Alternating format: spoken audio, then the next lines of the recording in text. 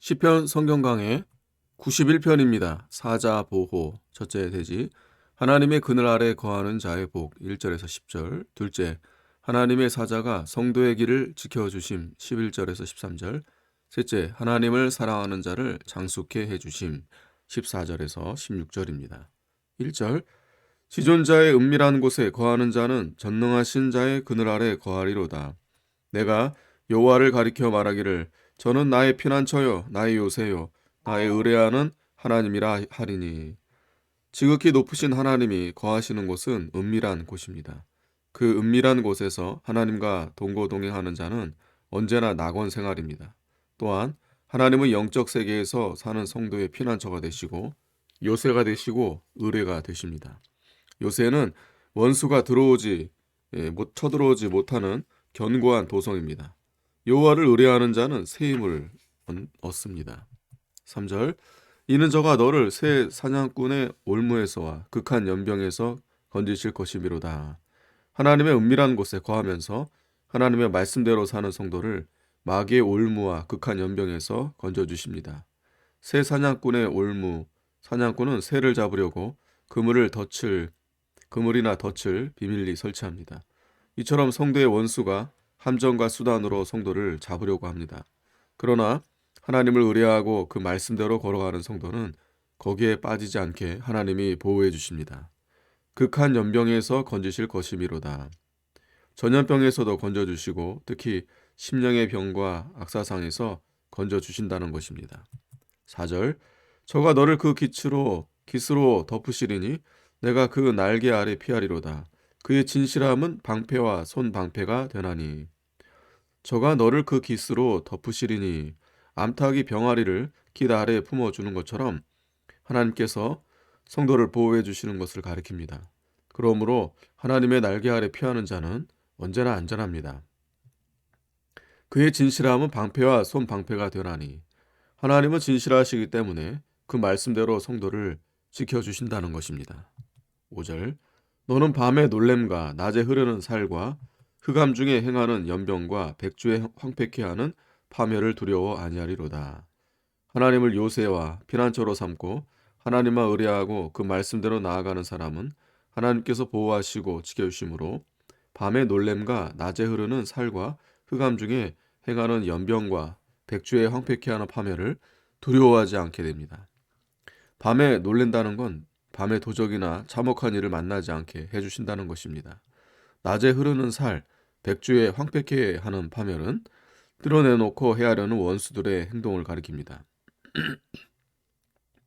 하나님께서 그 가운데서도 건져주심으로 두려워하지 않게 된다는 것입니다.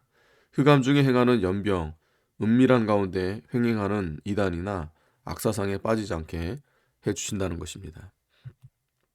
7절, 천인이 내 곁에서 만인이 내 우편에서 엎드려지나 이 재앙이 내게 가까이 못하리로다. 오직 너는 목도하리니 악인의 보응이 내게 보이리로다. 천사람 만사람이 전쟁과 질병과 악사상의 재앙으로 엎드려져도 믿음 지키는 성도에게는 그 재앙이 가까이 오지 못하게 하나님이 지켜주십니다. 하나님만 의뢰하고 그 말씀대로 나아가는 성도를 하나님이 지켜주십니다. 너는 목도하리니. 악인이 잘되고 의인과 성도는 환난을 당하는 것 같으나 얼마 후에 그 악인이 보응받는 것을 의인과 성도가 보게 됩니다. 9절, 내가 말하기를 여호와는 나의 피난처시라 하고 지존자로 거처를 삼았으므로 화가 내게 미치지 못하며 재앙이 내 장막에 가까이 오지 못하리니. 지존하신 하나님께 피하고 그 하나님을 거처로 삼고 나아가는 성도에게는 화가 그 몸에 미치지 못하고 재앙이 그 집에 가까이 오지 못하도록 하나님이 지켜주신다는 것입니다. 11절, 저가 너를 위하여 그 사자들을 명하사 내 모든 길에 너를 지키게 하심이라. 저희가 그 손으로 너를 붙들어 발이 돌에 부딪히지 않게 하리로다. 성도가 믿음 지키다가 위태한 환경을 당하면 하나님께서 천사들을 명하사 모든 길에서 지켜 그 위험한 곳에서 건져 주신다는 뜻입니다. 하나님은 성도가 죄 가운데 빠지지 않게 해주시고 멸망의 구렁텅이에 빠져 들어갈 때 천사를 보내 지켜주십니다. 우리는 잘 몰라도 하나님께서 천사를 보내 건져주신 일이 수없이 많이 있습니다. 발이 돌에 부딪히지 않게, 성도가 믿음을 지키다가 위태한 가운데 빠질 때 하나님께서 천사를 보내 발이 돌에 부딪히지 않게 해주신다는 것입니다. 인간의 생각으로는 분명히 부상을 당하거나 죽었을 것인데, 무사한 것은 하나님께서 천사를 보내 건져주시고 지켜주셨기 때문입니다. 그런데 이 성구를 마귀가 예수님을 시험할 때 오용했습니다. 마귀는 이 말씀대로 되나 안 되나 하나님을 시험해 보라고 한 것입니다. 마귀가 성경을 가지고 시험할 때 예수님은 그 시험을 이겼습니다. 욥의 친구들을 또 보편적인 진리를 들어 욥을 정죄했습니다. 그러나 욥에게는 해당되지 않는 진리였습니다. 욥은 그 시험에 넘어가지 않고 잘 이겼습니다. 그러므로 성경 말씀을 바로 적용하고 바로 해석하는 것이 중요합니다. 성경을 잘못 적용하고 바로 해석하지 못한 것은 다 마귀의 계기에 넘어가는 것입니다. 13절, 내가 사자와 독사를 밟으며 젊은 사자와 뱀을 발로 누르리로다.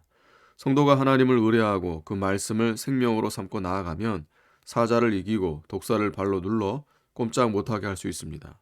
마가복음 16장 17절에 믿는 자들에게는 이런 표적이 따르리니 곧 저희가 내 이름으로 귀신을 쫓아내며 새 방언을 말하며 뱀을 집으며 무슨 독을 마실지라도 해를 받지 아니하며 병든 사람에게 손을 얹은즉 나으리라 하시더라고 했습니다.